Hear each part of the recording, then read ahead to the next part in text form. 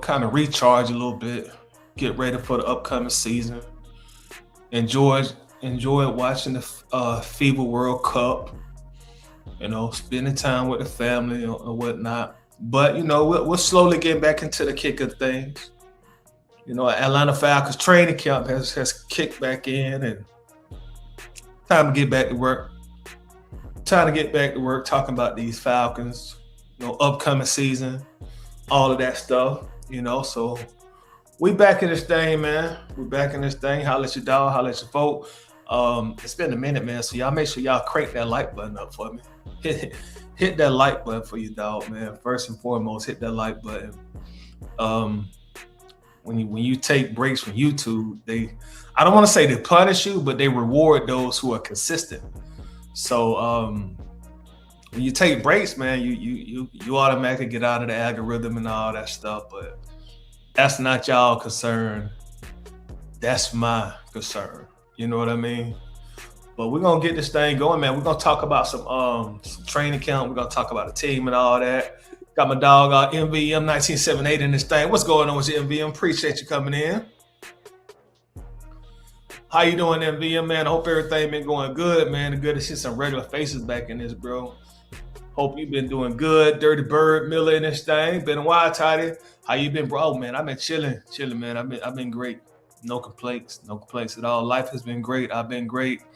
Hope all has been well with you and yours, bro. I appreciate you asking. MVM says nothing wrong with stepping away for clarity, brother. Yeah, man. I needed a break, man. I hadn't been on YouTube but for some years. Well, I think this might be my fourth year on YouTube, I think. But as far as content creating for the Falcons, man, I've been doing this for a long time, y'all. A long time. I was doing this before it became cool to be a content creator. I was doing this when people thought, it was lame to cover the team and create content on the team and put out articles and stuff on the team. I've been doing it for a minute, man. So your dog just needed a break, man. Your dog just needed a break. Sometimes I think to myself, man, you've been doing this for 15 years, bro. It's about time to step away and just pass this on to somebody a little bit younger than you, got a little more energy than you do. So I can't lie. Them thoughts been on my mind a little bit, lately. That it might just be time to be a regular fan, bro. You know what I'm saying? It might just be time to be a regular fan. Let your nephews and stuff handle this or pass it down to somebody else who've inquired about it. But I'm still here, God willing, locked in for at least this season. We'll see how things go after 2026, see how I'm feeling. See if I still got the energy to do it, man, because it's not as easy as it seems. It isn't, and then you still got your life too. So but I'm in this thing, man. We in this thing. It's in this thing. We got Ryder Smith in the building. Says, welcome back, Big Homie. Tired to miss your streams, Big Homie. Hey, bro, appreciate the kind words, man. I miss being here, bro.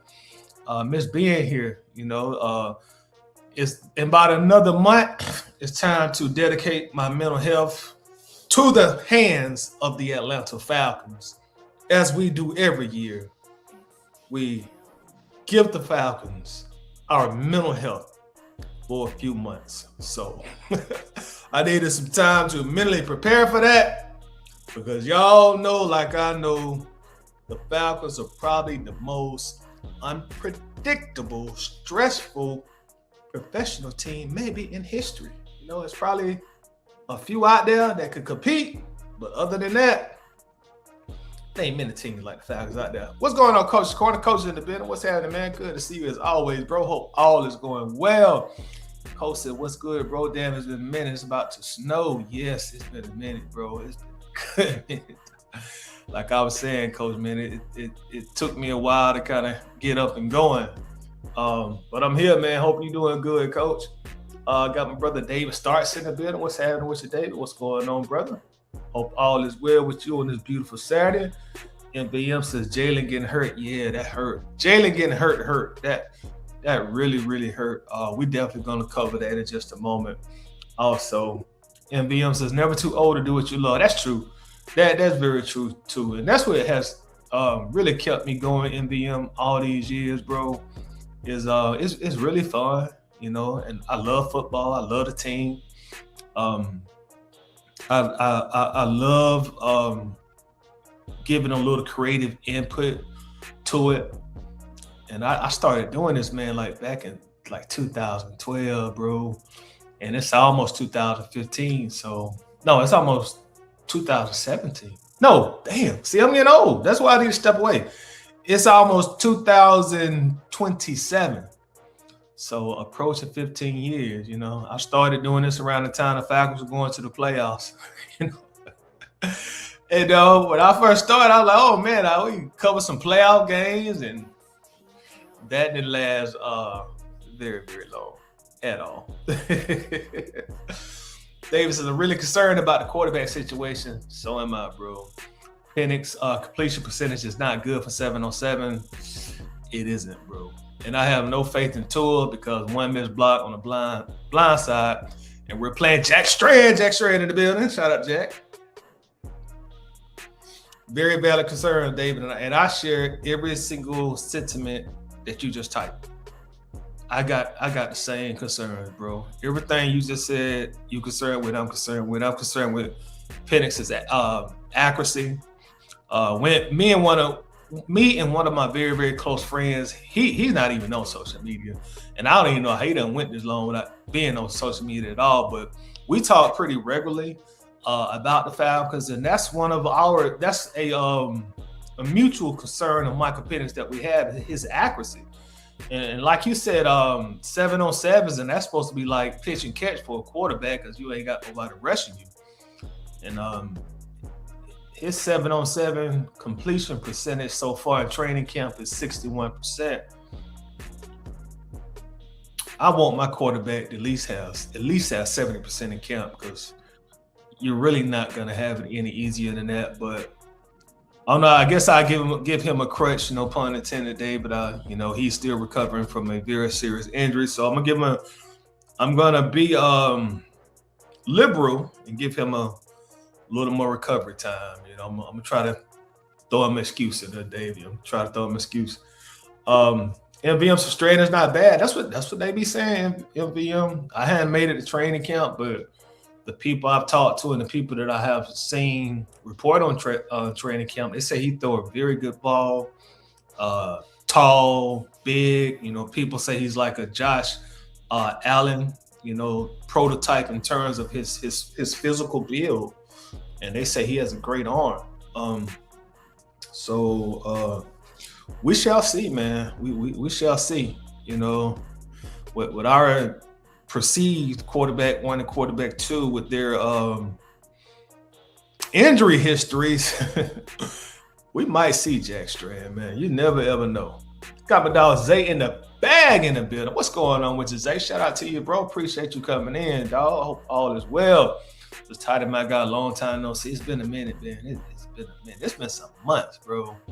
It's been some months, man, but I'm definitely glad to be back in this thing. Coach said, I feel you, bro. This whole year I stepped away from my son's senior year.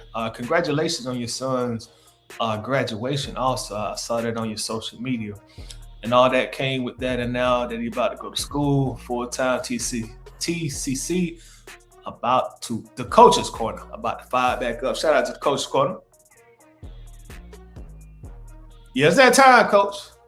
It's that time to get back to work, bro. It's definitely that time. Coach says, I remember Coach been saying since before we drafted, Michael Penix was not the guy, and Pete's still not seeing it. I don't understand. Yeah, man, Coach, our fan base has and maybe I shouldn't say our fan base. Well, I'm gonna say our fan base because I'm a Falcons fan. I don't know how most other fan bases operate in the NFL, but our fan base has a very, and I say this with respect, weird relationship with quarterbacks. Because weird is not really a bad word. Because I'm weird, and I'm proudly weird. I know I'm weird. So I say weird respectfully. our fans just tend to have this almost undeserved, intensified passion for our quarterbacks. And I have noticed that, and it's kind of weird. And I say weird respectfully, because again, I'm weird. I'm a weirdo, a proud weirdo. You know what I mean? But our fans grasp to quarterbacks, grasp to Desmond Ritter. And I see the stranglehold that some of them have on Penix. And don't get me wrong, there's nothing wrong with supporting your quarterback. As fans, that's what we typically supposed to do. But excuse me, I think sometimes our fans, they get to the point where it's like they become so attached to the quarterback, like that they will refuse or they will fight off an objective, a differing perspective on the quarterback. I see that a lot. And I'll get into that a little bit later on as well. David says, if that's the case, how did the coaching staff needs to quit lying to us about how far along he is in recovery? They're already talking about he may not be cleared for preseason. That's true. I just said I read that also from Coach Stefanski. I got to get used to saying Coach Stefanski. I was about to say Raheem. See, it's been that long. I was about to say Raheem. Coach Stefanski. Is that what I'm going to be calling him? Because, in the past, we just said Arthur Smith. And then after him, we just said Raheem. And we call him Coach Stefanski, or we call him Kevin Stefanski. I gotta figure out what's going to be his name. Let's get this thing on the road, man. Let's talk about some of the new contracts since I've been away. We signed Drake London, and I don't remember the terms because, like I said, I haven't been following the offseason as closely as I normally have. And I'm going to be honest with y'all about that. So y'all going to have to actually school me. But Drake London signed $35 million per year on average. I think that's what he got. Something like that, $100 million guaranteed. I like Drake London a lot. You know what I'm saying? He's a dog. I'm going to be honest with y'all. And y'all bear with me because I know I'm going to like months old stuff. And I know y'all probably think, man, that shit old. Why are we talking about that?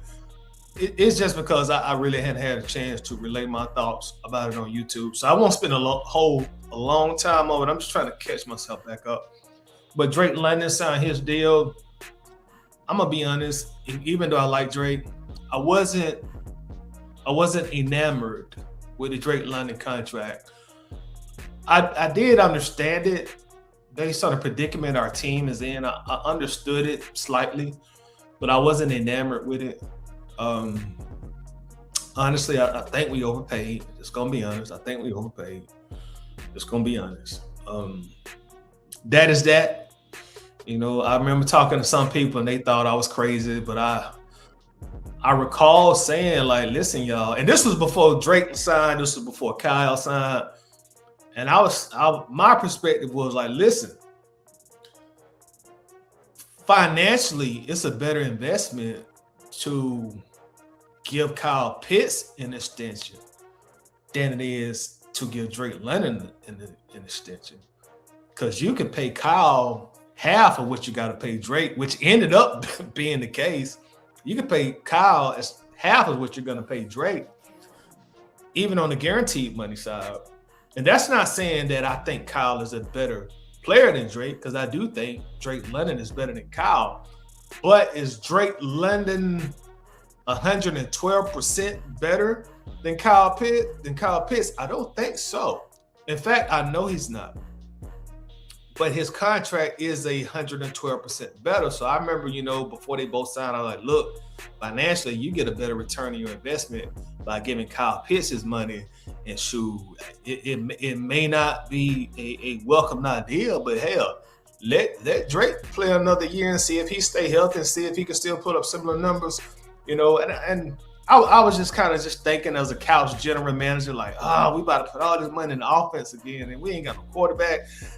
That's how I was thinking. And Kyle Pitts, he eventually got his money. I think Kyle got what? Y'all help me out, 16, 17 million a year, something like that. About 17 million a year, a 3-year deal, so he got his money. So now you got Drake, Kyle under contract.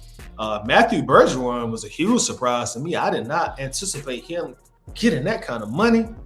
I forgot what the terms of his deal was, but it was a lot of money. I was like, damn, like, y'all believe in Bergeron like that? I'm not saying he's a bad player. He don't have a lot of potential, but I was like, goodness gracious, that's a lot of cheddar. Then who is somebody else other than those? Drake, Kyle. Then Bijan. Let's talk about Bijan because Bijan's contract kind of relays on what the title of this video. Bijan Robinson, he signed his extension, which was 3 years, $75 million. I think his guaranteed money was somewhere in the 50s or something like that.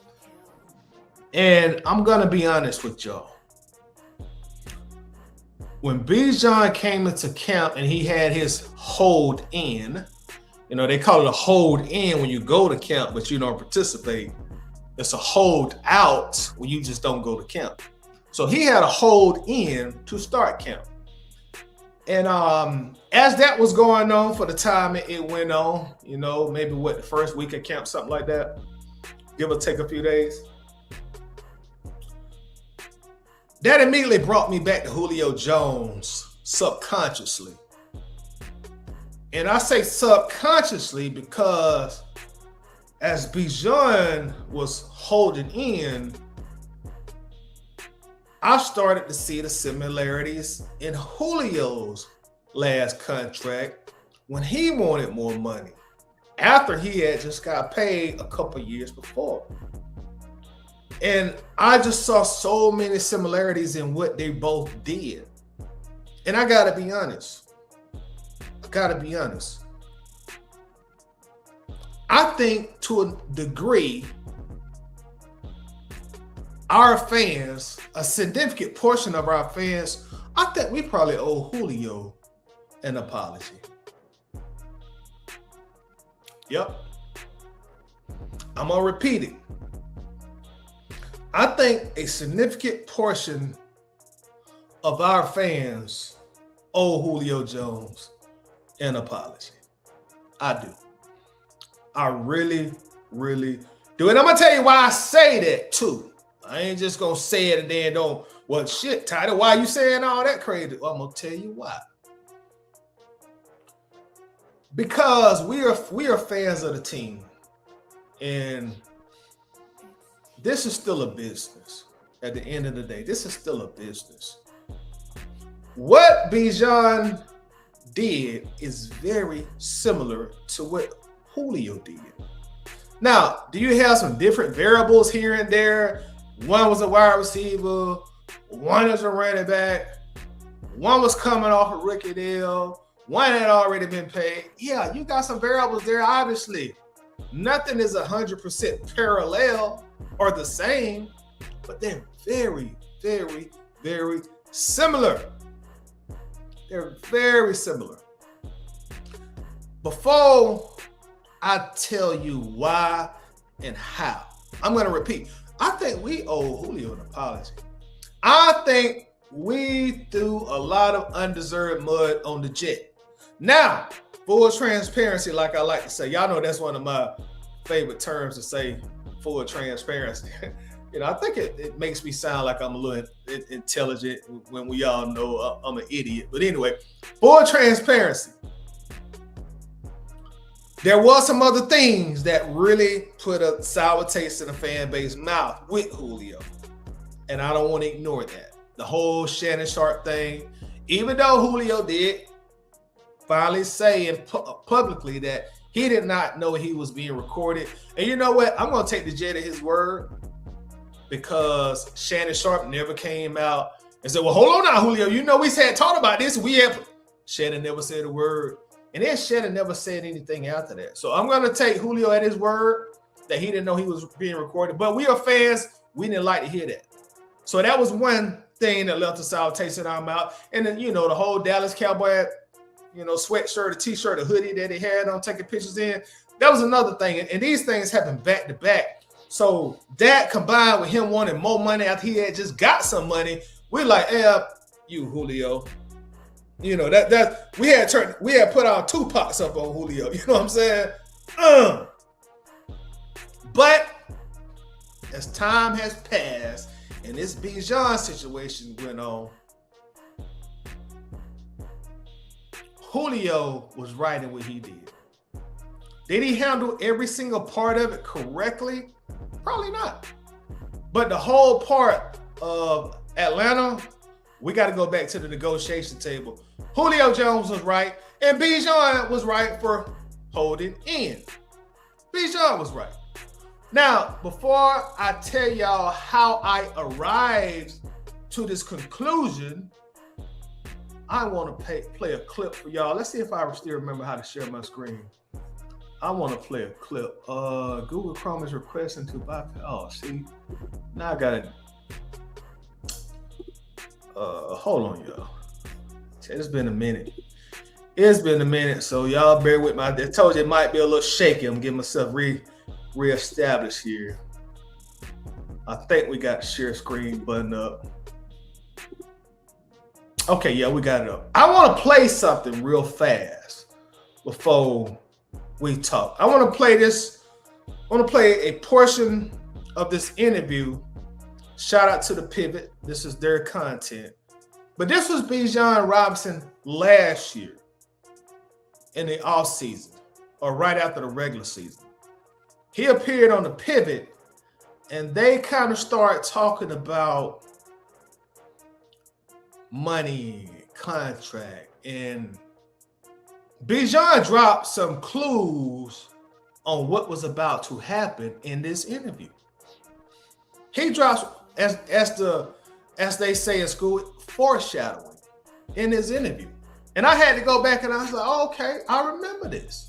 But let's watch this together, y'all. Y'all let me know in the comments if the volume doesn't play on this interview, but let's try to watch it. Yeah, but that's the goal. Like, it starts with us. And like me and Jameer talking, I'm like, yo, like, we're the guys now that. And I'm sorry to cut it off so soon, but y'all heard what he just said. Me and Jameer talk.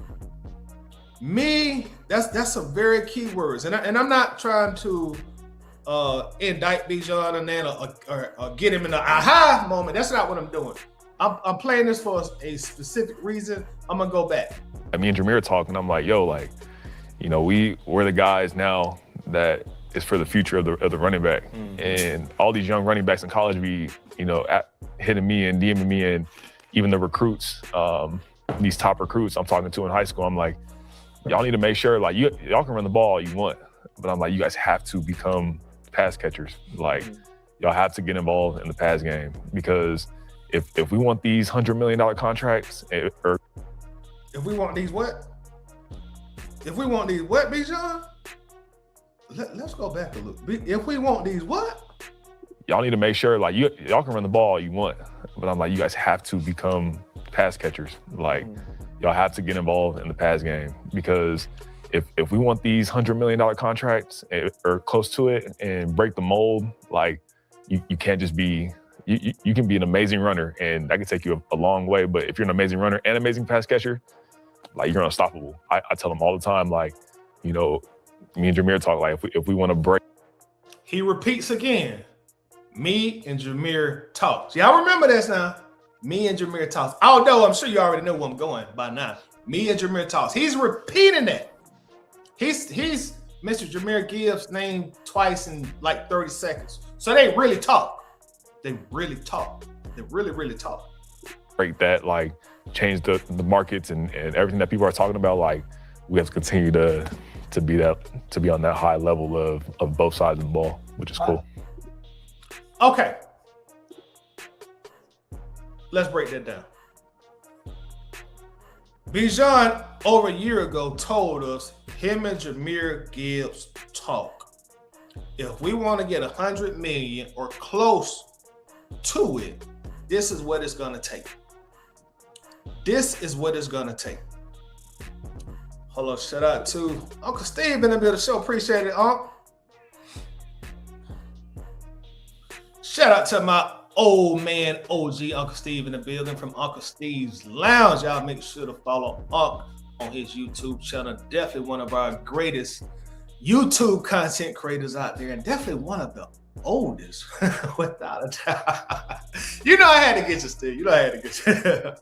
Steve says, I ain't got my glasses on. Says, hello, sir. First time caller. Well, welcome, Steve. Long time listener. Questions. Are you drinking the Jack Strand Kool-Aid? Let me answer question number 1 first. Am I drinking the Jack Strand Kool-Aid?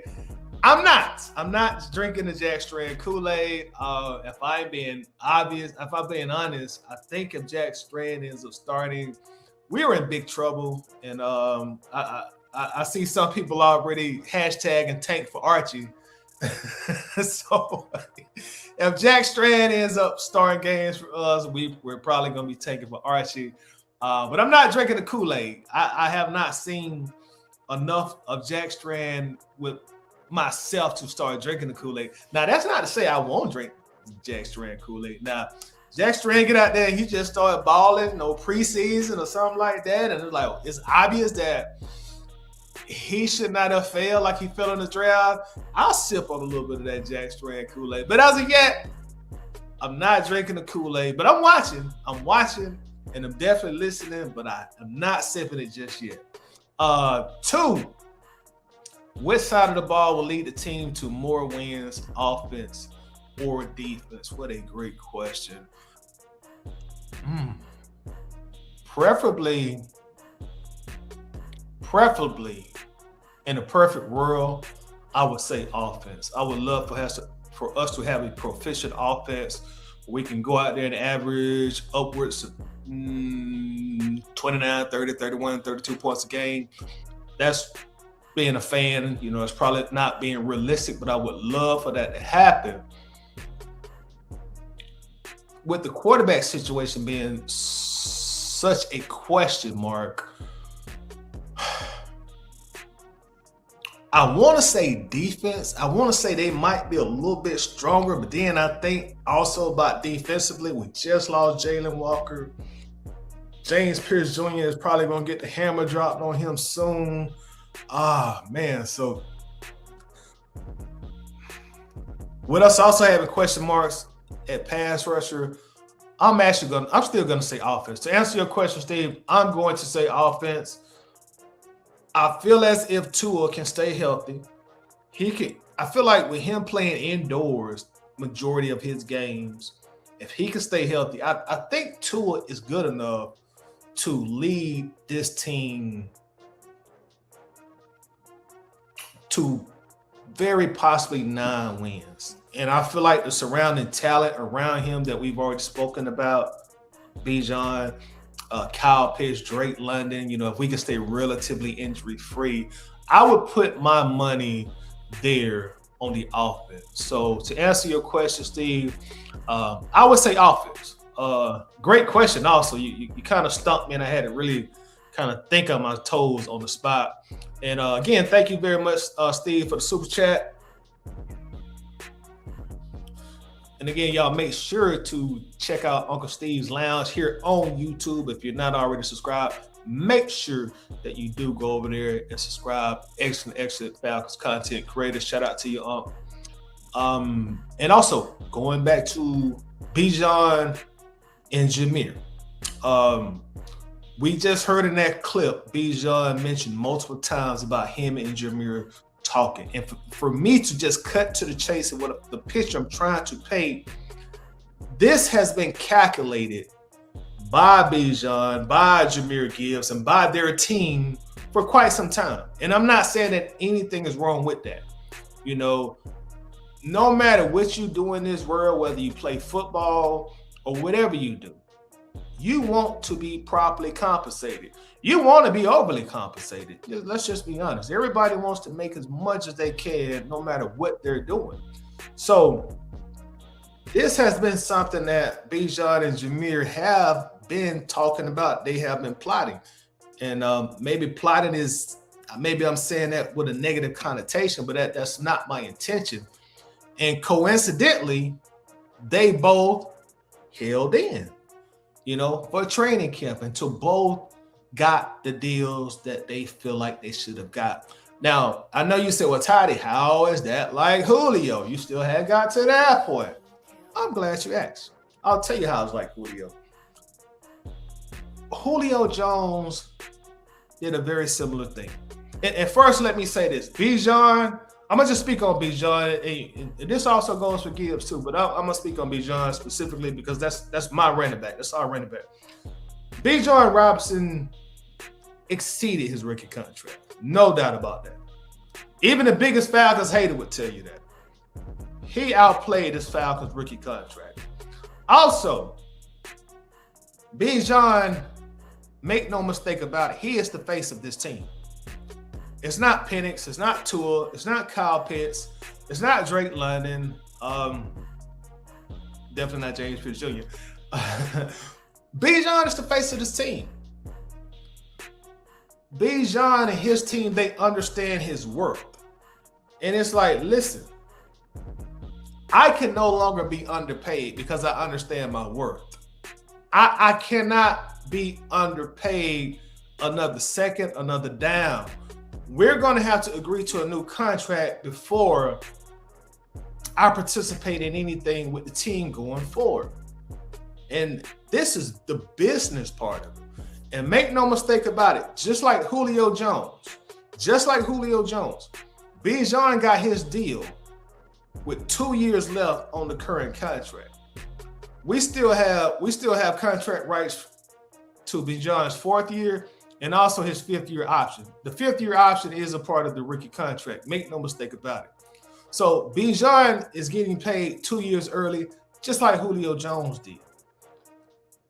The Julio part of it, Julio started campaigning for his contract 3 years early. The Falcons gave in a little bit to try to comfort him or coddle him. They gave him a little bit of bonus money the first year he started campaigning, just to kind of like, all right, Julio, we get you here. Here's $3 million of bonus money. Then they gave him a new deal with 2 years left on his contract. And we all know how great Julio is, and I think some of us, due to our maybe change of attitude toward Julio, we tend to forget during that time. Julio first started campaigning for a new contract, I think the 2018 season. And I believe they gave him his new deal the 2019 season. And I want to point out, in 2017, Julio Jones was the 13th highest paid wide receiver in the NFL. In the year 2017, he was the 13th highest paid player in the NFL. And that's on the screen right now. This is 2017. No, so he probably got the new deal, I'm guessing, 18. But whenever it was, when he started complaining, he was the 13th highest paid receiver in the league. Guys in front of him, Deshaun Jackson, Mike Williams, Tavian Austin, Doug Baldwin, Pierre Garcon, Alshon Jeffrey, Antonio Brown, he deserved to be up there. It's Corey Davis. So it got to a point where Julio and his side is like, oh, wait a minute. Yeah, we did a deal a few years ago, but no, the market has changed. And another key thing in that Julio deal, he didn't have any guaranteed money left. So Julio didn't have any kind of stability or foundation contract-wise. And he's out here playing NFL football, and that's very, very strenuous, and it's a dangerous sport to play. So not only was Julio egregiously underpaid based on the market, there was no guaranteed money left on his deal. That was two incredibly important components of him being unhappy with his contract. Not having the guaranteed money and him being way underpaid based on the market. So after the bonus money, Julio got his new deal with 2 years left on his deal. And Julio, kind of similar to Bijan, he didn't show up to certain all-season activities. He kind of started distancing him. Well, Bijan just didn't participate. I want to give Bijan his credit. He did show up to other activities like OTAs, but once we got a training camp, Bijan just didn't participate. Julio just didn't show up to certain things. He kind of started distancing himself from the Falcons. He started, taking the stuff out of his social media to really show how unhappy he was. This still is a business, and I know we look at it often as fans. And I'm going to tell y'all this. Julio Jones at that time was worth a lot of money to this franchise. And that's why the Falcons bent and they gave him the new contract, because they knew from a business standpoint, we need to keep Julio here. We need to keep him happy. It all boiled down to business. And again, I know we look at this like fans, but there is a business aspect to this. And I know I've heard people over the years that say, hey, well, so-and-so will take a hometown discount to stay with the Falcons, so-and-so. No, they're not. You're not getting that in these guys when they're in their 20s, when they're getting their first big contract. There is no hometown discount. That's not going to happen. Now, when a guy has already signed his second deal, maybe his third deal, and he's at the tail end of his career, okay, yeah, they may cut you a deal to play in a certain city. But these guys like Bijan, Drake, Kyle Pitts, there is no hometown discount. This is a business. None of these guys grew up in Atlanta, minus AJ Terrell, and I didn't even name him. But AJ didn't get no hometown discount, and he from there. This is a business. This is a job for these guys. Do they want to win? The vast majority of them, of course they do. But it's still a business. So I want to play another interview that I seen, and this is going to really help me kind of hammer the point home on why the Falcons paid Julio. Julio, to them, was worth paying, given a new deal, because what he meant to the Falcons. I'm going to play this video from former general manager Thomas Dimitroff. And we're going to play this a little bit, and we're going to listen to this. And Thomas is going to tell us, your browser has lost connection. Okay, I don't know why I'm getting it. Let me know if y'all can't see this Thomas Dimitroff video.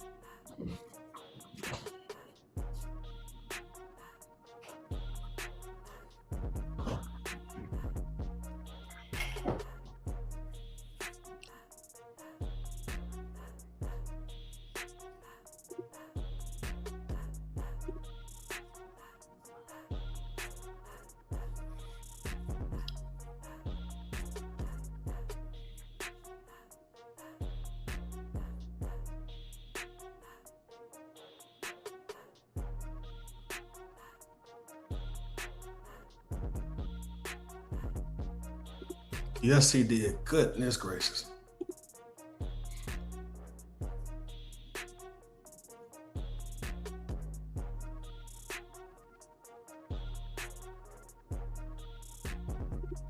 Leading in the building his own way. This is coming from the general manager who's when it comes to picking sides financially, the general manager is going to be more times than not on the side of the teams, because he's trying to keep as much money as he can in and also keep the team competitive.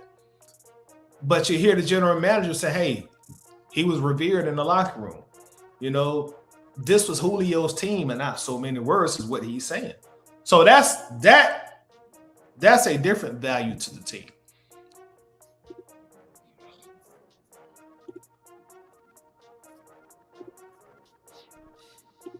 Hold on, somebody said can't hear the video. Oh dang. I don't know. Hold on, let me see if I can reshare it. I'm sorry about that. All right, give me a second. Let me stop sharing and try to reshare. I appreciate y'all letting me know that. Let me try to reshare that. Sorry about that, yo. Let's reshare this. Let's try to share it again. If y'all can't hear it, let me know. I'm gonna try to play it again. Injury situations, but there is no one. And then, oh, by the way. Okay, I just played it again. Did y'all hear him talking?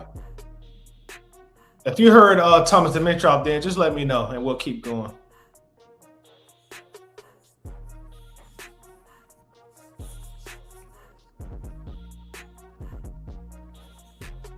Okay, y'all heard him talk. Okay, so let's rewind it just a tad. Let's go back.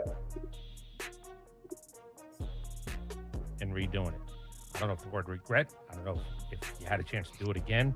If there was a thought process. If the video cut out, y'all, somebody let me know in the chat, please.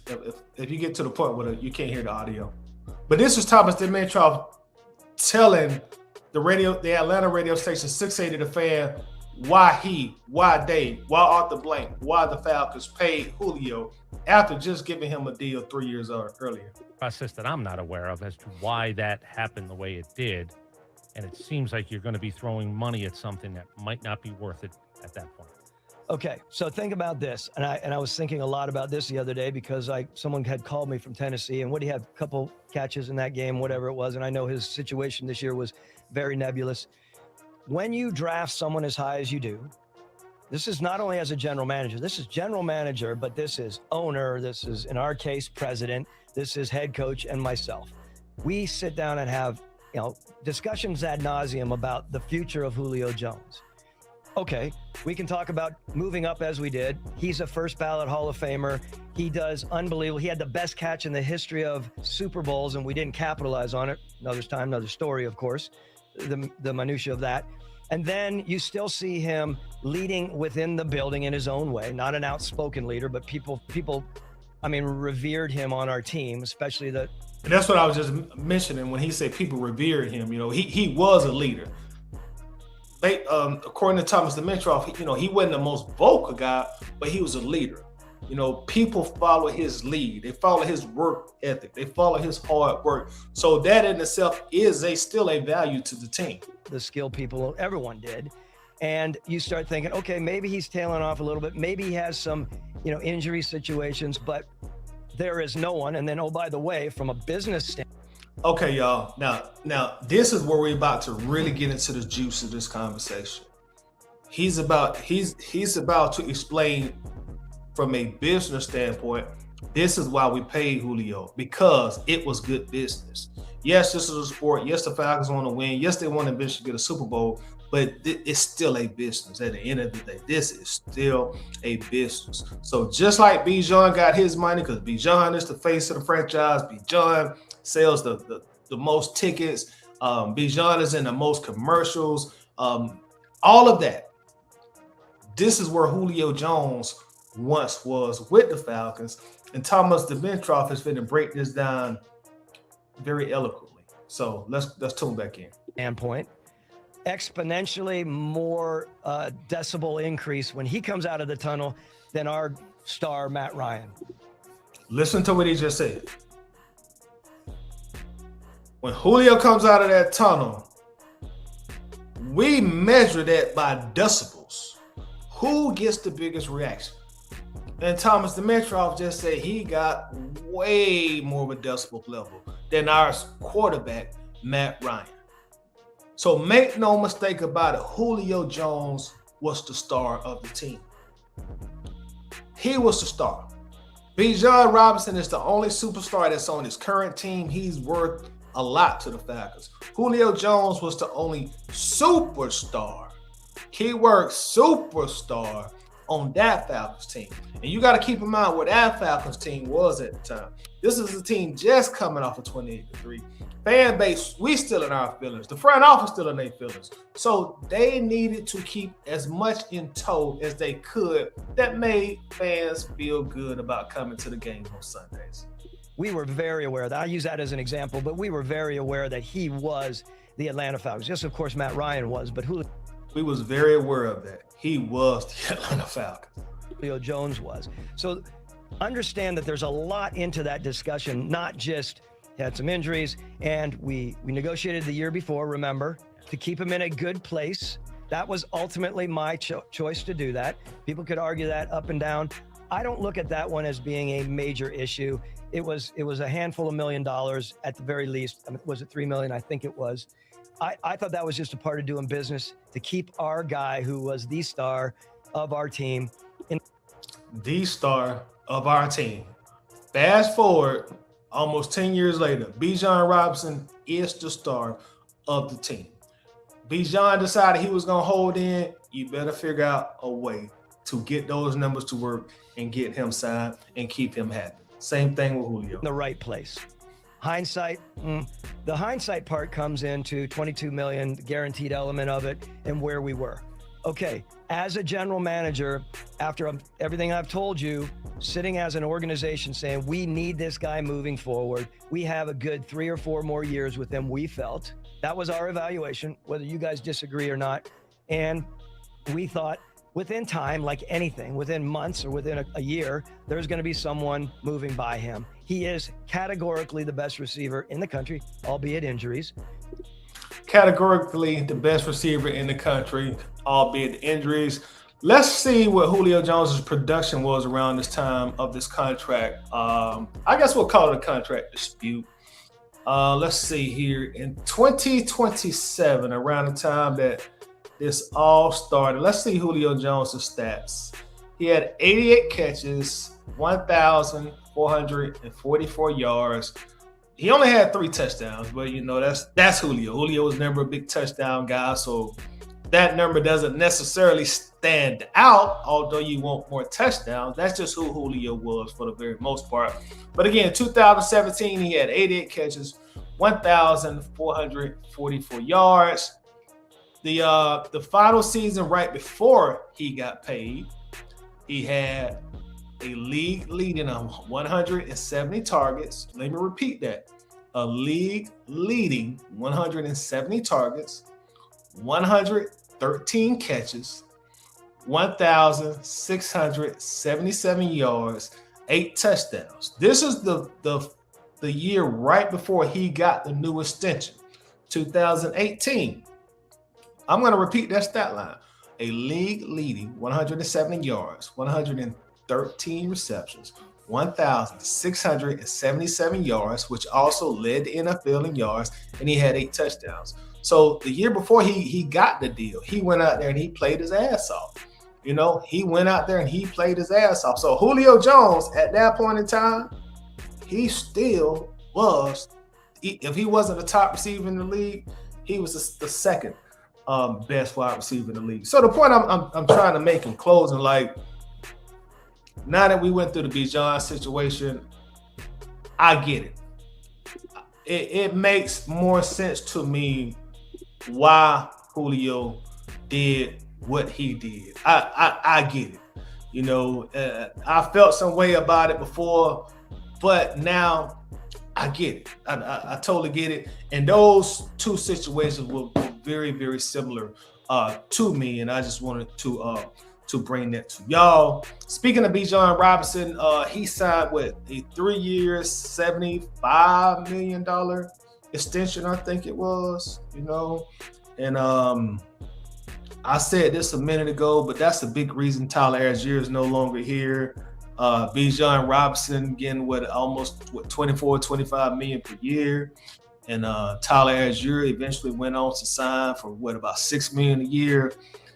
If you're paying Bijan that kind of money, you cannot pay Tyler Algier $6 or $7 million per year. I mean, you've already put a lot of money in one player in the running back room. So it would have been unwise for the Falcons to be spending $30 million on their running back room by keeping Tyler Algier. Now you've dedicated $30 million to your running back room, which is not a high, positional priority in today's NFL. Maybe in generations of the past, the 70s, the 80s, Emmitt Smith years of the 90s, maybe so. But in today's NFL, you're not going to spend $30 million on your running back room. That would have been an unwise use of resources. And also, just being honest, like, based on what I've gathered, Tyler Algier was not happy in his role here. He wanted to go elsewhere just as much as the Falcons did not want to pay 2 running backs. I'll repeat that. Algier wanted to go somewhere else just as much as the Falcons did not want to pay 2 running backs. And I hear a lot of feedback, and I know this is old. I know Tyler been gone for a minute. Y'all pardon me. Like I said, I've been gone for a minute, so I'm just kind of catching up a little bit. But I hear the Falcons get criticized a lot for Tyler not being here, but people are really not putting all the cards on the table and looking at everything in its proper context. The Falcons kind of had an idea with Bijan, what they had to pay Bijan. They're not in the blind. Trust me, they're not in the blind. Even if you got a transition of GMs, there's still a money man in the building. Hiring and firing GMs and coaches is nothing new in the NFL. That's been going on since the league has been established. There's always still going to be a money man in the building. Greg Beatles still is in the building. There's always a money man in the building to handle transactions, to handle contracts, to handle acquisitions. That's not going to change. Like, this is not like your mom and pop's local store and they lose a major employee and they don't know how to turn stuff. No, these are billion-dollar corporations, so they're not up in the air about losing a head coach or GM. So that's why Tyler isn't here. Just as much as the Falcons didn't want to pay 2 running backs, Tyler Algier was not happy in his role. And that's not saying that he was not happy with the franchise as a whole or him and Bijan had any problems, because I truly don't believe that's the case. I have gotten nothing to tell me that. But Tyler just was not happy in his role. He wanted to be a bigger part of an offense. And with Bijan here, that was going to be mighty hard to do. And I've said this before, we get our offensive coordinators get criticized by, people saying that they use Bijan too much, but that's your best weapon. Going back to Julio, when Julio was here, we used to, again, the leading targets we just read, that's the best weapon. That's an offensive coordinator's job to get the most out of the offense. An offensive coordinator's job is not to worry about 10 years from now. They necessarily don't really care about that. That's really not something they're gonna concern themselves with. Now let's talk about the quarterbacks at camp. Tua, Michael Penix. When camp started, we had a bombshell that dropped that Tua was nursing some kind of mild back injury, and then Penix wasn't cleared for full participation in training camp. So we mentioned Jack Strand earlier. He came into camp as QB1 at camp because of Tua being hurt, because of Penix not being cleared. Which I'll be honest, it concerned me, y'all. I'm like, dang, these guys just had a few months off, and Tua, you coming into camp with a back injury? Like, what you been doing? You know what I mean? And for a team with us, with a new coaching staff, about to install a new offense, and Tua being probably this week 1 starter, I didn't like the fact that he wasn't participating day 1 in training camp. Like that, to me, that just wasn't a positive sign. It wasn't a good indication of things that would be coming down the pipeline this fall. once the meat of the NFL season gets here. So I was very concerned about Tua not participating, Michael Penix not being a full participant. And it seems like as time has went on, whatever was going on with Tua's back is starting to work itself out, and he's becoming more involved, by the day, by the week, et cetera, et cetera, et cetera. So, that's something to keep your eye on. And Michael Penix, not being cleared for camp, that's something else to talk about, because I know when he got injured, there was some noise, and people were saying, well, he'll be ready for camp. It's just a slight tear. It's his good leg and not the leg that he's had the other surgeries on. When you went in for your third ACL surgery, and this is something that I was saying at the time, I was trying to explain, listen, the Falcons are not going to just put him out there. They're going to slow roll him back into the fold. This is not just going to be okay, Penix ready for the start of camp, let's go. And who knows? He may be fully cleared while I'm on this broadcast. I don't know. He could be fully cleared for full 11-on-11s tomorrow or Monday. Who knows? But I had a very strong indication that he would not be ready to participate fully in camp.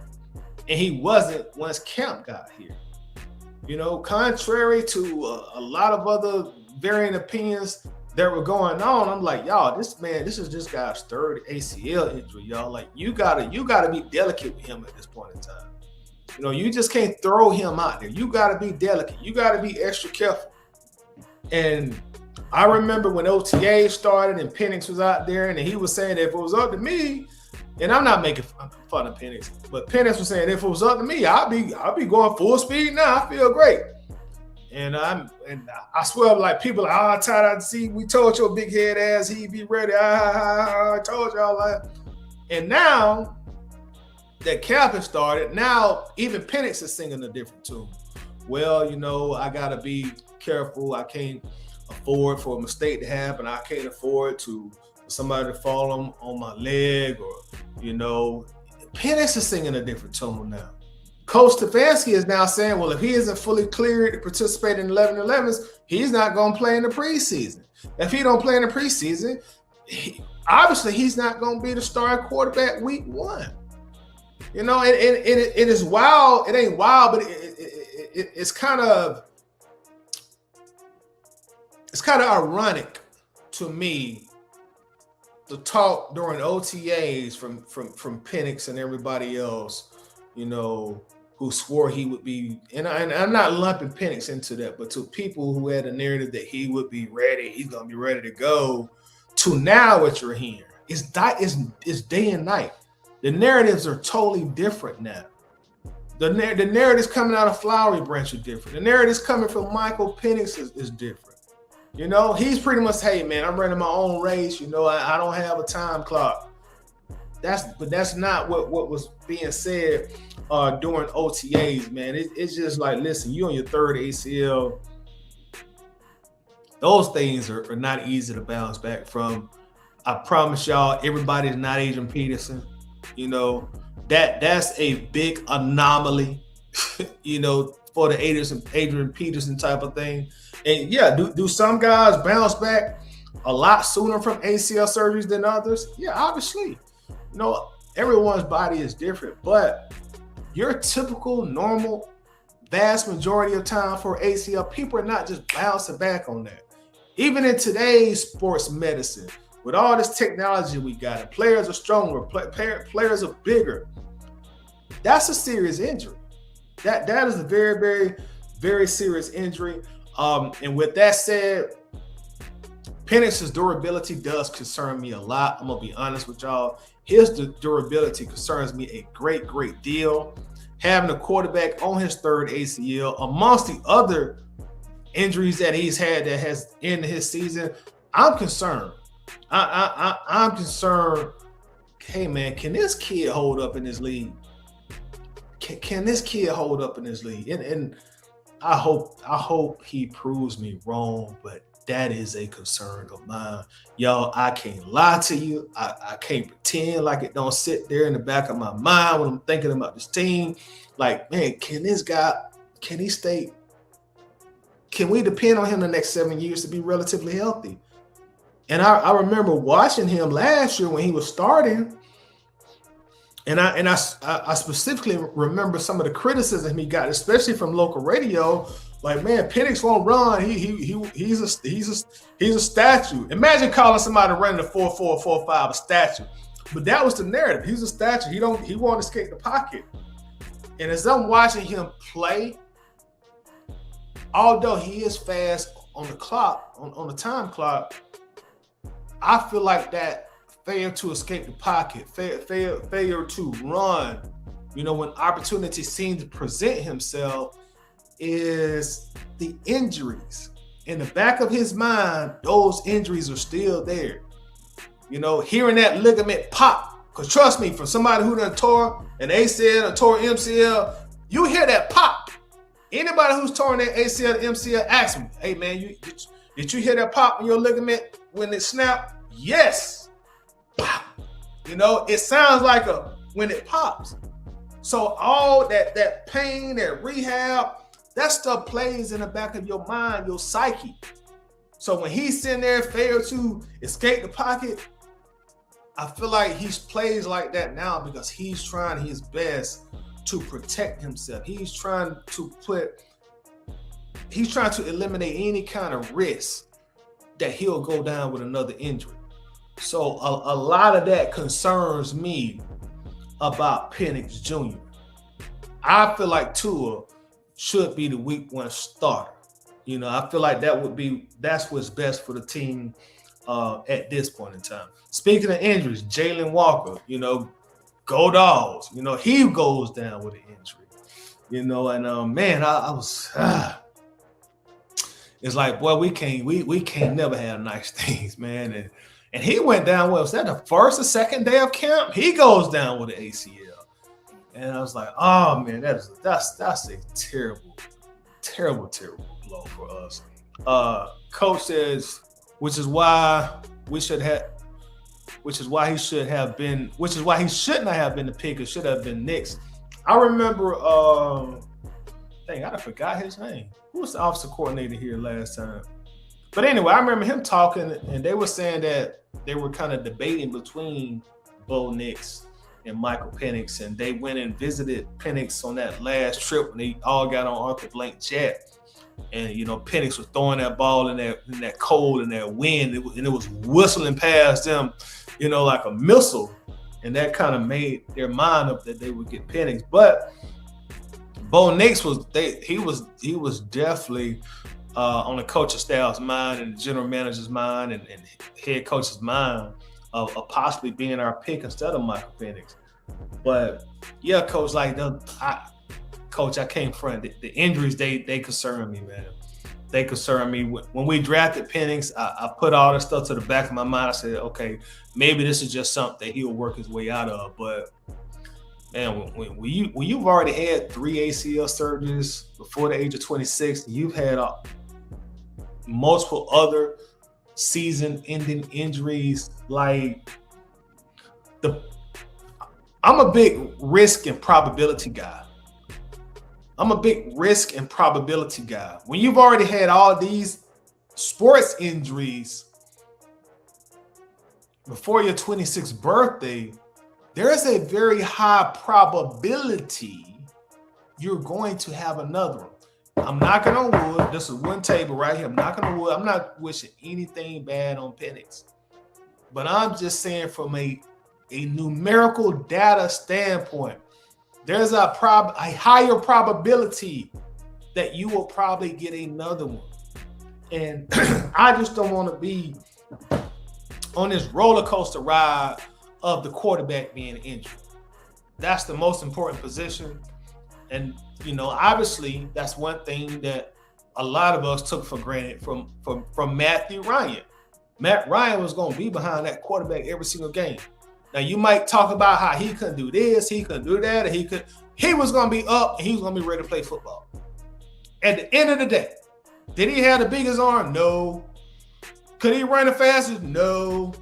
But was he going to be ready to play every game? Yeah. He was durable. He was dependable. And now we went from that to Penix. Is like, oh God, bro, I don't know about this kid.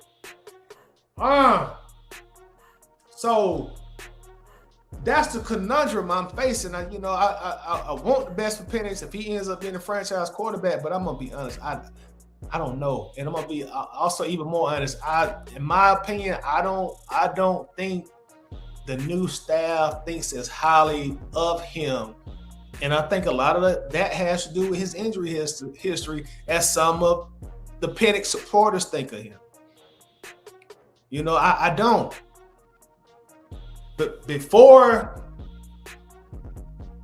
we selected the new GM, the new Matt Ryan as president, and the new coach, I remember Arthur Blank getting in front of the camera, Penix, hey, it's franchise quarterback. We feel good about him. That's franchise quarterback. Then they make all these new hires. Matt Ryan come in, Stefanski comes in, Ian Cunningham comes in, and now, hey, they put that microphone in their face. Hey, y'all, how y'all feel about Michael Penix? Well, we're not in business of giving anybody any kind of job in May. We're not in business of giving a starting job in June. Whoa, well, that's different. The owner said something totally different last month. Well, that was last month. You know what I'm saying? Now that the new staff is in, that no one has committed themselves to Mike. And to me, that's telling. And I'm going to be even more realer with it. Now, do I like their strategy of not saying so-and-so is the starter in May and June and July and August? Yes, I do. I like that strategy. I like it. But I'm going to be even more realer. That's not supposed to be what's going down for Michael Penix in year 3 as the 8th pick in the draft. This is supposed to be his job at this point. There's not supposed to be any questions.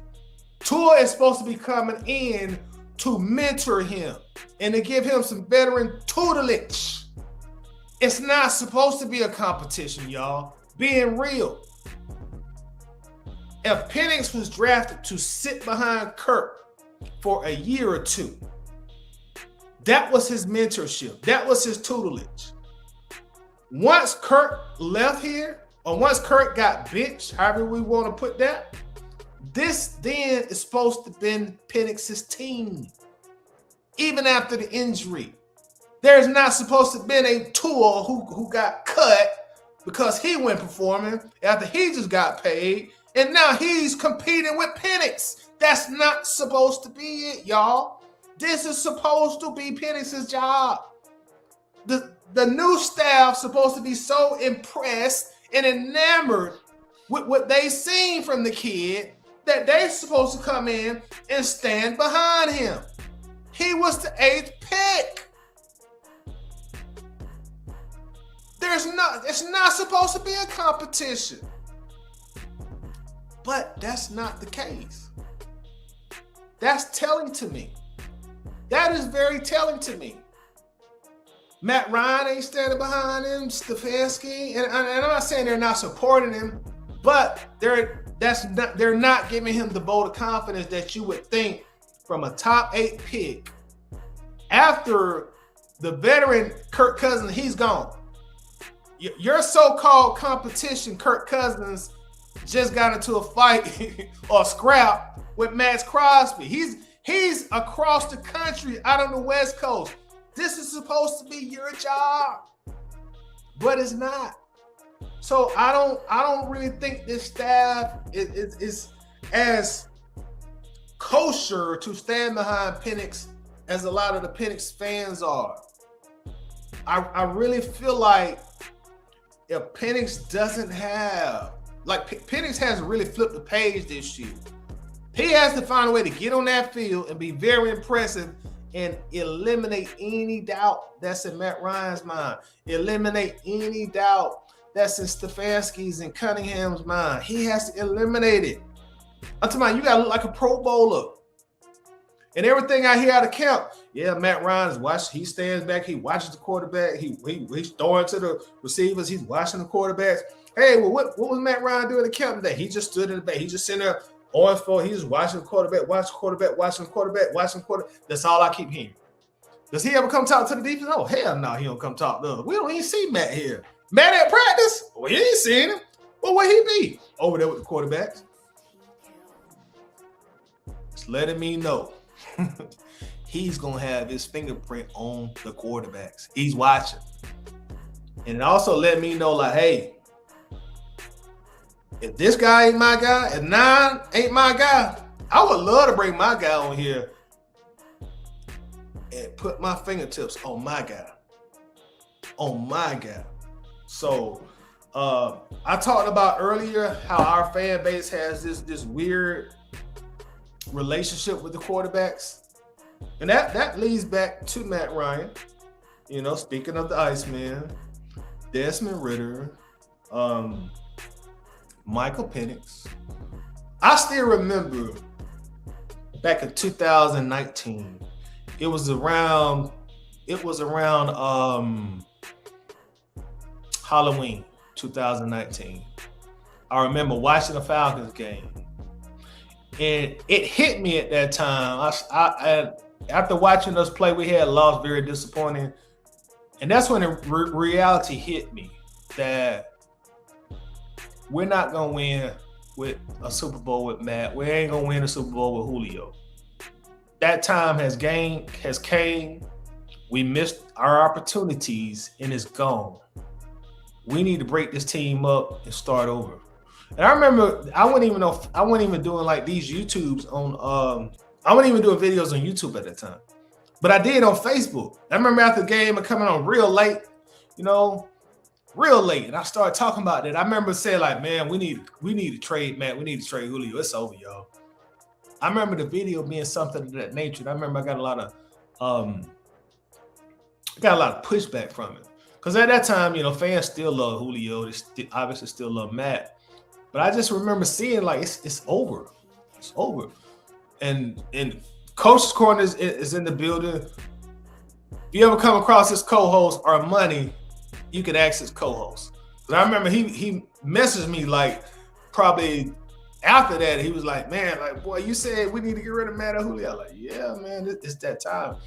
My point I'm trying to make is I'm when I see it ain't there with a player, I'm with the Falcons. Like the obsession with the quarterbacks, it's not there with me. And we can go down to the Desmond Ridder. I remember coming on here making videos like, bro, Ridder ain't it, y'all. No, this year and after this, we better go find somebody else. And upset a lot of people. Upset a lot of people. Some relationships that I thought was solid split because of Desmond Ridder and the criticism of the quarterback. People really got mad about that. Really mad about that. People really got mad after 2019 when I started being very vocal and saying, hey man, it's time to move past Matt Ryan, y'all. Relationship soured because of that. Hey man, it's time to move past the Iceman, bro. It's time. After 2019 and forward, it's time to break this up. Desmond Ridder got here. Hey man, no, this is not the guy. I don't give a damn about all that. No, it ain't. No, it's not. No, it ain't the guy. But our fans, they just built up this. Some of our fans, I don't want to put everybody in the same box because I know everybody not like that. But some of our fans, they just have this connection to the quarterback that I don't. Now, the guy that comes in here and win the Super Bowl, or that I see early, has that potential to win a Super Bowl, I might get that with him. I might do. Well, I know whoever wins the Super Bowl, like, hey, hands off. Like, that's the guy, you know. But until then, Desmond Ritter, no. And I like Penix. I don't want to seem like I'm coming on here trying to diss Penix, but like, there's some people who have these strong opinions on Michael Penix. And I be like, y'all do understand that Penix, he barely completes 60% of his passes, right? Barely. He barely is completing 60% of his passes. Do y'all realize like how, and I'm not making light of nobody getting hurt, but like he can't stay healthy. Like, don't marry quarterbacks so early. Now, I'm gonna be honest, the guys who married themselves to Matt Ryan, I understand that a lot more than the people who married Desmond Ritter and the people who have already married Penix. I understand the Matt Ryan thing way more than these other guys. Because a lot of these guys, they grew up, you know, on Matt Ryan. That's all they knew. Iceman was here, 13, 14, almost 15 years. You know, he had some success here. He was the most successful Falcons quarterback that we've ever had. So, yeah, you will build a connection with him. I get it. MVP, 2 NFC championships game. He won one of the NFC championship games. He should be a Super Bowl champion. So I get that more than the people who have married Penix already and don't want to hear nothing else. Who married Desmond Ritter and then the Falcons divorced him the very next year. and like, I don't know, man. Like that's just how I am. You know, love the team, want the best for the team, but I'm not quick to just marry these quarterbacks. Just because they got a Falcons helmet on, I'm gonna support them. I'm gonna want the best for them, but I'm not finna go elope with them. You know, hey, you gotta do a lot more than that for me to put a ring on that finger. Oh man. Speaking of passion for players, let's get to my favorite player, Troy Anderson, who was recently released by the Falcons earlier this week. Man, you know, I led the Troy fan base. You know, me and the Troy Andersonites. You know, we are all, you know, feeling a sense of destitute that our guy got released. It's Mr. Anderson. Oh, that's another guy that people had married, and I didn't understand it. I think people wanted to root for Troy because of his story, coming from a college like Montana State. You know, he comes to the combine. I think Troy ran like 4.3, what was it, 4.3, something like that. Playing multiple positions in college, but for me, y'all who familiar with me, y'all know, like I've been saying for a few years now, like Troy Anderson just not it, y'all. He not it, and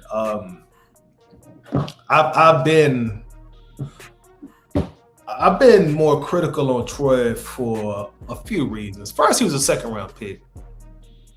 And the second reason is, like, when I first started saying that, people would give me that I'm crazy feedback. Or you just hating. You hating on what? I just don't think this guy's an effective starting linebacker. So after that, it was just like, okay, time gonna tell. Time is gonna tell. And then now, like, people like, well, you know, if he could have stayed healthy, that's the only thing. No, he wasn't good when he was healthy. Man had one great game in 3 years, and we had like he was on the brink of being R. Ray Lewis or something. Troy Anderson was not good. He had one great game. Granted, it was against New Orleans, And I guess people just put that on such a pedestal because he showed out against New Orleans. But man, Troy Anderson was bad for a long time when he was healthy. Well, not a long time, but he was bad when healthy, way more than he was good. I'm gonna say that. He was bad when healthy, way more than he was good. Then when you get a linebacker like Bijan Diablo that came in, he's not even the top linebacker in the league, but you were able to see what good linebacker play would do for a team. Because when Bijan was healthy last year, we were winning games. When Bijan got hurt, and I'm not just saying it was solely because of him, but I don't even think we won a game when he was injured. When Bijan Diablo went out, you saw that the defense took a step back. You saw the difference between a good linebacker with Bijan and a not so good linebacker with Troy Anderson. I would sit here and watch games on Sunday, and I would watch the opposing offensive coordinator attack Troy. For y'all basketball people, that's like in basketball. In the NBA, you see this all the time. If you got a very poor defender on the court, the team, they just gonna attack him. They gonna make the coach take this guy out because he's a liability on defense. That's what I used to see from Troy. And people, boy, they were starting to hate me on Twitter, boy. They were starting to hate me on Twitter because I get on Twitter and I just like, bro, y'all stupid as hell. This not good. I don't know why y'all see him trying to play like he good. Like, no, I know we the Falcons and we ain't had a lot of great players in our time, but this is not good linebacker play. This guy's a special teamer at best. This is a depth piece. As long as this guy's our starting linebacker, our defense is gonna be suspect. And then once again, you bring Bijan Diablo in here, who gave us some good linebacker play. Oh, you see the difference now, don't you? That's what a good linebacker is supposed to do. And Bijan is not even a top linebacker in the league, but he was effective. So, you know, I wish Troy the best. It's nothing personal with me. I ain't got nothing personal against none of these guys. All of them are 30 times the athlete than I've ever been. You know, they made it where I could only dream of being, and that's in the NFL. So it's definitely not personal. But I just don't develop these personal relationships with players where I just can't call it like I see it. You know, there's not going to be any player bias with me. And I just knew Troy Anderson was not a good linebacker. And for me, I didn't care what nobody was saying. I knew what my eyes was telling me. I knew what I was seeing every Sunday. I knew I used to see a guy that go into the hole and he'd be timid to make tackles. You know, putting his head down like, man, what are you doing, bro? Stand up. Like, bro, you like 6'3", 2 foot. What? Chest out, man. Why you encourage? He be all lost. I'm like, man. And that leads me to my next point about having a good roster and having good players. When you got good players, you got a good roster. Most things gonna fall into play. Most things are gonna fall into play when you got good players and you got a good roster. You know, back when we had the young Matt and the young Julio, y'all noticed that it didn't matter who the offensive coordinator was. You know, hey man, they're gonna find a way to get in the playoffs. They're gonna find a way to get in the playoffs. You know, because they got some good players. They got some great players. You got Matt, you know, young, really good quarterback. You got Julio. You got Roddy. Hey, we're gonna find. It don't matter who the coordinator is. But then you add a Kyle Shanahan to the fold, a great coach. And that was the difference between just getting to the playoffs and losing in the first round or losing in the NFC Championship. That Kyle, a great coach, was the difference between just getting in the playoffs and actually should have won in the Super Bowl. My point is, if you got a good players, good roster, the rest gonna take care of itself. You're going to see some success on the team because you got good players.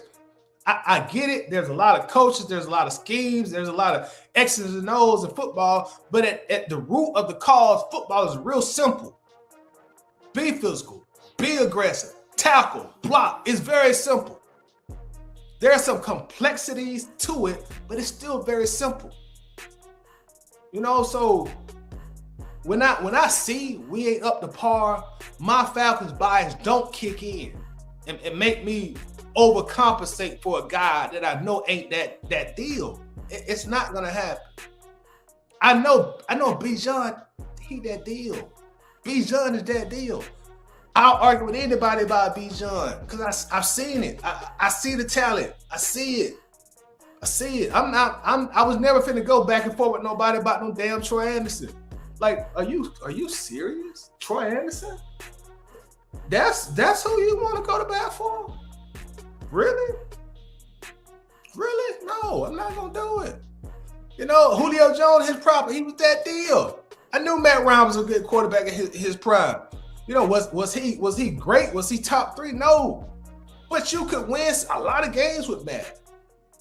And see, that's what this team lately has been missing. Like, sometimes as fans, we let our biases get in the way where we just can't call that shit like it really is. And one thing that I said this to y'all a few times, but one thing I had to really learn and teach myself over the years, especially if I was going to start doing stuff like this, I had to learn and also teach myself, like, listen, bro, Toddy, this is what I'm talking to myself, Toddy. If you're going to do analytics on your team, you're going to have to learn to put your biases to the side. You got to start looking at this team as if you're not a fan of the team. Now, when the camera go off,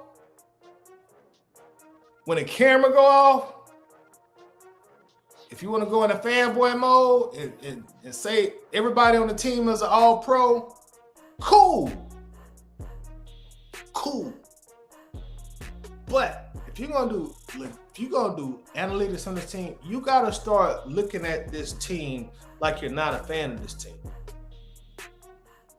And that's what I started doing. And that's why I can be like maybe more critical than maybe some people are used to with certain situations. Every year that I've been on YouTube and I do my win-loss predictions for the year, I think I've done it 4 or 5 years, and I don't think I've ever predicted a win this season. No, I predicted 1 win a season, 1 year, 9-8. Outside of that, it's been 7-10 and 8-9 every single year. And I've been criticized for that too. You know, people like, hey man, you need to be a better example. You know, you say the team gonna lose. You know, you shouldn't do that. Like, look, I'm looking at the roster. I'm just telling y'all what I see with my eyes. And you know, and it's also like when these publications and these analysts, they do like, okay, the worst rosters in the league, and the Falcons are always at the bottom, 24, 25, 26, 27. For me, I have a hard time like disagreeing, just being honest, because we hadn't had a legit quarterback in a long time. And no matter what, in today's NFL, it's like when I hear people say all this talent. To me, you ain't got a lot of talent till you got a quarterback, period. In today's NFL, this ain't high school, this ain't Pee Wee League, you know, this ain't college. Talent starts at the quarterback. When we get us a bomb ass quarterback, I'll start jumping in all this talent conversation. But until then, we're just trying to find ourselves.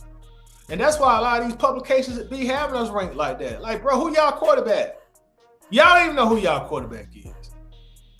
You know, and I hate to approach it in that angle, but come on, you gonna have to have a quarterback in today's NFL to win, man. Like, there are very, very, very few teams in this league that are able to win consistently, and the guy on the center ain't very good or great. It's very rare, you know, very, very rare. Does it happen sometimes? Yeah, but it's very rare, very rare. You know, and if you really want to get to the top of the mountain without a very good or great quarterback, man, you're gonna have to have like a elite defense. I'm talking about elite. I'm talking about like them kind of defenses that Baltimore had when they won, Tampa had when they won. I mean, you gotta have to have like a damn near all-time great defense. So You know, and until I see that from the Falcons, like it'd be really hard for me to just totally jump off the bridge. You know, totally jump off the bridge. Like I got a lot of reservations about this team this coming season. You know, I get on my Facebook all the time every year. I tell everybody, "Hey man, we gonna win the Super Bowl this year. I can't wait to see the look on y'all face." Yeah, I'm trolling. Like people expect that from me. People get a kick out of that. Oh, you delusional as hell, you know, because they know I'm still ride with my team. At the end of the day, I'm still gonna be in the trenches. I'm still gonna be talking my jump. Still gonna ride these birds like I've been doing since I've been a kid. But you know, I'm not gonna be a fan to the point where I just can't sit down and just have a real conversation. Say, look, we lack here. That linebacker, he was never any good. He just had one good game. Quarterback, we've been running with a chicken with our head off since Matt Ryan prime days. We can't figure that out. We just figured out how to sack the quarterback last year consistently. I hope we repeat that this year. I hope. You know what I mean? You know? So it's things like that. You know, we've always been fortunate enough to have some really good, great running backs for the most part. We've always, for the most part, been fortunate enough to have some really good wide receivers, you know. But that's not all football is about. You know, football is both sides of the ball, coaching staff, and all that stuff. And that's in closing, to close out my soliloquy, y'all, that's why I've been the person that just don't harp down on the coaching staff like a lot of other people do, because I look at the rosters, man, and I'd be like, did Arthur Smith really have a lot to work with? You know, did Raheem really have a lot to work with? You know, when Kirk Cousins was playing good football, we was playing good football. Your team gonna go for the most part just like your quarterback go. So until we fill that huge void in the bins, called the quarterback position, man, they're gonna be a lot of questions. Gotta figure that quarterback position out, y'all. Got to. That's super, super critical for our success. We gotta figure that quarterback position out. Jesse Bates, there have been some talk. Well, I shouldn't say there have been some talk. There have been like some speculation. Like I saw ESPN put something out about Bates in a trade. Bates is in the last year of his deal. Me personally, I would prefer them figure something out with Jesse Bates. I like Jesse Bates. You know, I really like Jesse Bates as a player. You know what I'm saying? I like him. I like how he approached the game. I like how he handled himself in interviews, and all that stuff. You know, I like Bates. You know, he ain't a headache. He don't come off as a diva. He seems like a hard worker. I like his on the field leadership from what I see outside looking in. You know, he's always one of the vocal guys on the defense. You know, he's a big rah-rah guy, accountability guy. So I like that. So at 29 years old, you know, in a perfect world, I would love for the Falcons to figure out a 3-year extension for him and keep him in the fold. But, you know, Jesse Bates may want to be the highest paid safety in the league. Who knows, man?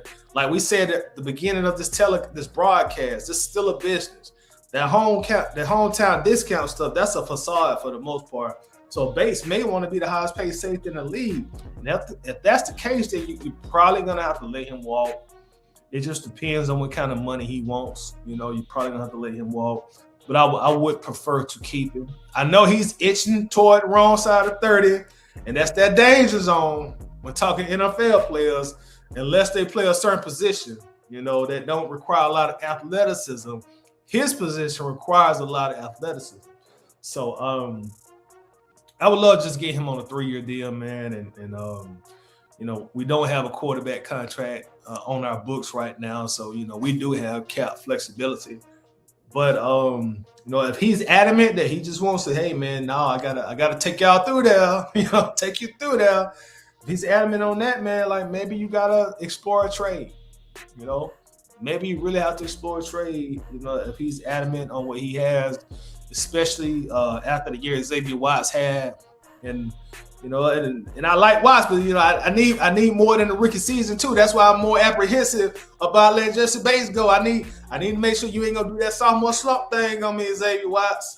You know, and then you got Billy Bowman. He coming back from a serious injury, so we shall see.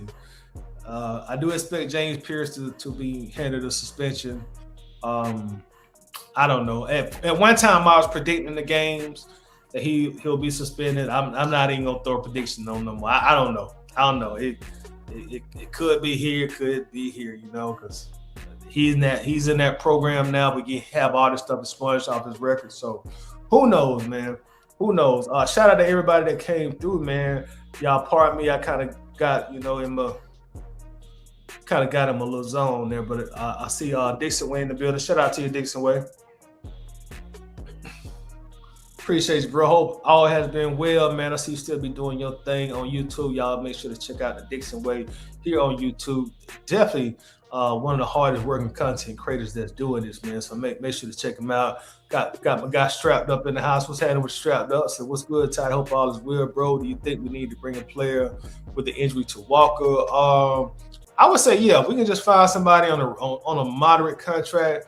Yeah, that depth is good. I miss my boy AK-17 now, Arnold Ebiketie, man. I like the Ebiketie too. I know, people felt like that he was kind of a letdown. He was a second round pick too, just like Troy. But I feel like Ebiketie was solid. He was real solid. He was Ebiketie to me was like the perfect sixth man. Like Lamar Odom back in them Laker championship day, Lamar Odom come out that bitch and give you 13, 8, and 8. That's how I feel like Ebiketie was. Shout out to A1 Forever in the building. What's going on with your tip? Another one of the hardest working content creators in the business. Y'all make sure to check out A1 Forever here on YouTube. Also does an excellent job on Falcons content. Also some Atlanta Hawks content. Really all Atlanta sports content. Just to say Falcons would be a discount to what he does. Shout out to Georgia Texas Boy in the house also. Make sure to check out Georgia Texas Boy here on YouTube as well. Another great Falcons content creator. So make sure to check him out. I check out some of his streams. Also, when I do have the opportunity, puts out a lot of good content. So make sure to go over there and follow him as well. Because what to do, ABG, Tide and Falcons family. The new era is here. Rise up, Dirty Birds. Right up to Georgia Texas Boy. Coach says you absolutely have to be able to take a fan. Yeah, and I give Coach credit. Like Coach is a tougher critic than me. Y'all think I'm a tough critic? Coach is a tough critic. Boy, Coach be getting on me all the time. Like, oh man, get your fan head all tight. Oh man, Coach be getting on my ass at time. Y'all think I'm a tough critic? Coach is a very, very tough critic, but a very fair critic. That's the thing. Very tough and very fair with his criticism also. But yeah, it was good to be back in this thing, man. I just came in, tap in for a little quick minute, let y'all know, God willing, I'm still here, I'm still breathing, So I think training camp ends on the 20th, and football season is here. Shout out to FIBA World Cup. The World Cup kind of gave us that bridge from the doldrum of the off season to football season coming, and thankfully it was in America, so we had a lot more exposure to it. It was more in our face this year, and I really enjoyed it, and it really made the downtime go by just like that. So shout out to the FIBA World Cup, man. Shout out to you. Shout out to y'all. Shout out to these birds, man. Let's hopefully we can have a successful season, and I'm back. I'll be doing like content more frequently now, man. But peace out, man. Y'all have a great weekend. Be blessed. I'll see y'all soon. Go.